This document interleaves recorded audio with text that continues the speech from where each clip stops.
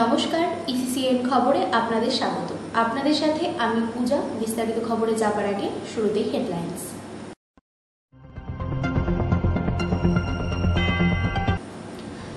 ভয়াবহ অগ্নিকাণ্ডে পুড়ে ছাই ৬টি দোকান।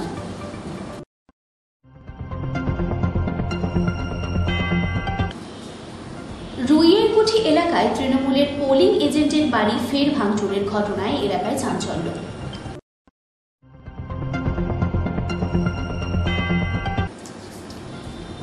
কোতোয়ালি থানার পক্ষ থেকে আজ মিনি বাসস্ট্যান্ড সংলগ্ন এলাকায় বিশেষ অভিযান চালানো হয়। আসছি বিস্তারিত খবরে। ভয়াবহ অগ্নিকাণ্ডে পুড়ে ছাই ৬টি দোকান। ঘটনাটি ঘটে কোচবিহার ডোডেয়ারহাট বাজার এলাকায়। পরবর্তীতে স্থানীয়রা দমকলে খবর দিলে দমকলের ২টি ইঞ্জিনের বেশ কিছুক্ষণের চেষ্টায় আগুন নিয়ন্ত্রণে আসে। টেলারিংয়ের দোকান সহ সেলুন ও সোনার দোকান ক্ষতিগ্রস্ত হয়। জানা যায়, সব মিলিয়ে ক্ষয়ক্ষতির পরিমাণ প্রায় কয়েক লক্ষ টাকা। কী কারণে এই আগুন লাগার ঘটনা ঘটল সেটা এখনো জানা যায়নি, তবে ঘটনার তদন্ত চলছে। আগুনটিতে কিভাবে লেগেছে সেটা আমি বলতে পারতেছি না। সকালবেলা মানে ভোরবেলা একজন আমাকে ডাক দিয়ে বলতেছে তোমার দোকানে আগুন লাগছে, তাড়াতাড়ি যাও। পরে আসে দেখে যে সেই আগুন লেগে গেছে। হ্যাঁ, পরে তো আইসে দেখি যে ফায়ার ব্রিগেড আসে না। তারপরে 5 মিনিট পরে ফায়ার ব্রিগেড আসলো। আসে তো ওরা ফায়ার ব্রিগেড তো পুরো সহযোগিতা করছে। ওরা ভালোই সহযোগিতা করছে। ওরা না আসলে তো বাজারে যত দোকান ছিল সবই পুড়ে যেত। কতগুলো দোকান পুড়েছে? তো দোকান 5-6টা দোকান পড়ছে। হ্যাঁ, আর না তো যতগুলো ছিল আমাদের এই লাইনে সবই চলে যেত। পাশে সোনার দোকানও অনেক ক্ষতি হয়ে গেছে। আমাদের এই 5-6টা দোকান তো একদম কিছুই নাই, একদম ছাই ছাড়া কিছু নাই। হ্যাঁ, আর আপনার নাম? আমার নাম পরেশ মণ্ডল। আমার তো মনে অনেক টাকা ক্ষতি হয়ে গেছে। কম করে 2,000 টাকার মালপত্র নষ্ট হয়েছে। মানুষের কাপড় চোপড়, নিজের মেশিনপত্র ও দোকানের যা কিছু আছে কিছুই পাওয়া যায়নি, সবই খাই। হ্যাঁ, ইসিসিএন খবর দিনহাটা। রুইয়েরকুঠি এলাকায় তৃণমূলের পোলিং এজেন্টের বাড়ি ফের ভাঙচুরের ঘটনায় এলাকায় চাঞ্চল্য। শুক্রবার সকালে এই বিষয়ে তৃণমূলের পোলিং এজেন্টের স্ত্রী পার্বতী বর্মন জানান, গত লোকসভা নির্বাচনে তার স্বামী বাবলু বর্মন তৃণমূলের পোলিং এজেন্ট হওয়ায় নির্বাচনের পর থেকে বারবার তার বাড়িতে বিজেপির দুষ্কৃতীরা হামলা চালায়, এমনকি এলাকা ছাড়ার হুমকি ও প্রাণে মেরে ফেলারও হুমকি দেয়। তিনি আরও বলেন, গতকাল রাত 9টা নাগাদ বিজেপির দুষ্কৃতীরা তার বাড়িতে ঢুকে বাড়ি ভাঙচুর করে। যদিও এই বিষয়ে দিনহাটা 1 নম্বর মণ্ডল বিজেপির সাধারণ সম্পাদক রতন বর্মন ফোন মাধ্যমে প্রতিক্রিয়া দিতে গিয়ে বলেন, বাবলু বর্মন নিজের এলাকা বাদে পার্শ্ববর্তী এলাকায় বহু মানুষের কাছে চাকরির প্রলোভন এবং নতুন রেশন কার্ড, প্যান কার্ড করে দেওয়ার নামে টাকা নিয়েছে। তাই হয়তো কোনো মানুষ তার বাড়িতে চাপ দিয়েছে। সেই কারণে নিজের দোষ ঢাকতে তৃণমূল এই মিথ্যে ভাঙচুরের ঘটনা সাজিয়েছে। কষ্ট করে আমি বের হলাম, তারপরে ওরা ডাকলো যে নাইন বাড়ি। ওরা কারা?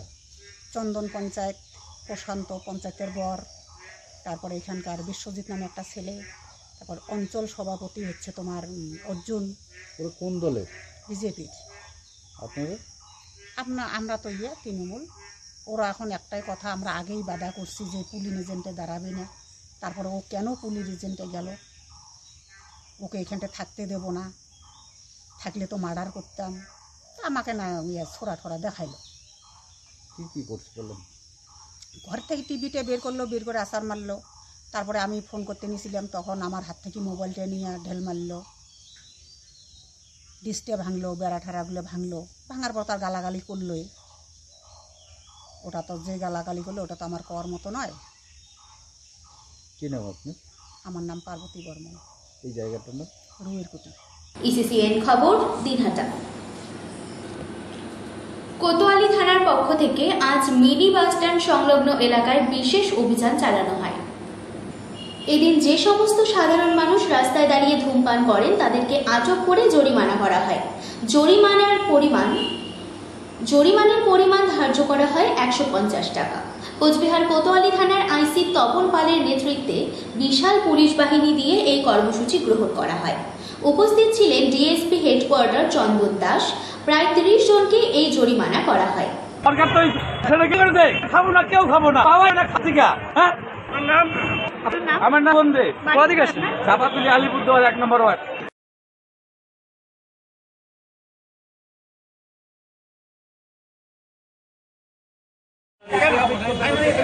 বাবা 20 পয়সা প্যাকেট খাইছি, এখন 20 টাকা প্যাকেট।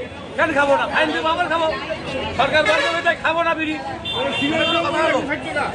হ্যাঁ হ্যাঁ, ওই খবরটা করছিলাম তো, সেই জন্য ফোন করেছিলাম। 20 পয়সা প্যাকেট খেয়েছি আগে, এখন 20 টাকা প্যাকেট। সরকার বন্ধ করে দিলে কালকে সবাই খাবে না। আমি খেলা বলছি নাকি? ইসিসিএন খবর দিনহাটা। দিনহাটায় বিএসএফ ও এনসিবির যৌথ অভিযানে উদ্ধার বিপুল পরিমাণ বেআইনি ফেন্সিডিল, গ্রেফতার 2 চোরা কারবারকারী। শুক্রবার সকাল 10:10 নাগাদ বিএসএফ এর তরফে একটি প্রেস বিজ্ঞপ্তি প্রকাশ করে এই খবর জানানো হয়। আরও জানানো হয় যে গোপন সূত্রে খবরের ভিত্তিতে বিএসএফ 90-129 নম্বর ব্যাটালিয়ন এবং এনসিবি অর্থাৎ নার্কোটিক কন্ট্রোল ব্যুরো অফ ইন্ডিয়ার আধিকারিকরা গতকাল দিনভর দিনহাটার ওকরাবাড়ি গ্রাম পঞ্চায়েতের রামপ্রসাদ এলাকার বাসিন্দা জাকির হোসেন নামের এক সন্দেহভাজন ব্যক্তির বাড়িতে বিশেষ অভিযান চালায়। বিশেষ অভিযান চালিয়ে বেআইনি 16,249 বোতল ফেন্সিডিল উদ্ধার করে এবং নার্কোটিক কন্ট্রোল ব্যুরো অফ ইন্ডিয়ার আধিকারিকরা রাহুল বয়স 30 ও শার্দুল বয়স 45 নামের 2 কুখ্যাত চোরা কারবারিদের গ্রেফতার করে। ইতিমধ্যে গ্রেফতার 2 জনের বিরুদ্ধে এনডিপিএস আইনে সুনির্দিষ্ট মামলা রুজু করা হয়েছে বলেও জানানো হয় বিএসএফ এর দেওয়া প্রেস বিজ্ঞপ্তিতে। ইসিসিএন খবর দিনহাটা।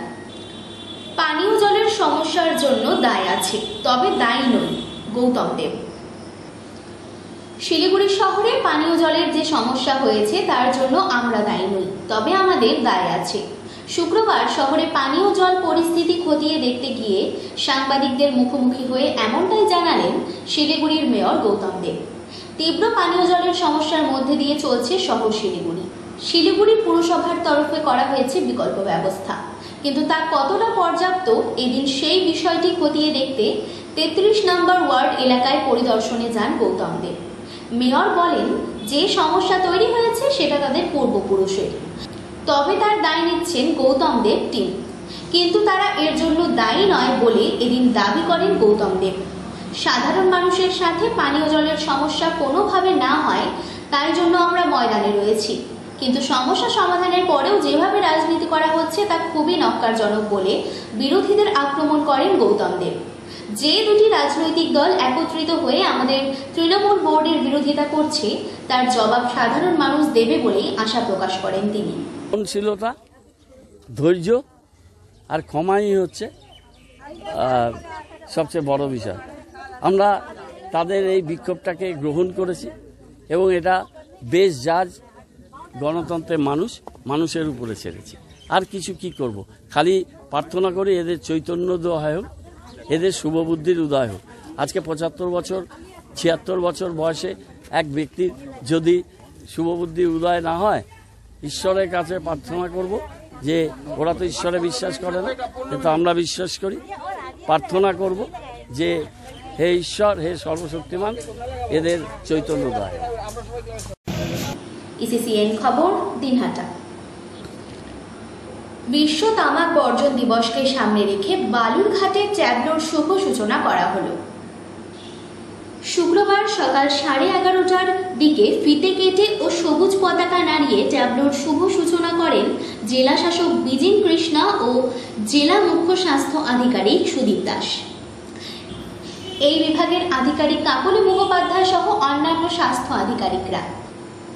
এছাড়াও বিশ্ব তামাক বর্জন দিবস উপলক্ষে জেলা স্বাস্থ্য দপ্তরের পক্ষ থেকে পুরনো স্বাস্থ্য ভবনে সেমিনারের আয়োজন করে জেলা স্বাস্থ্য ও পরিবার কল্যাণ দপ্তর।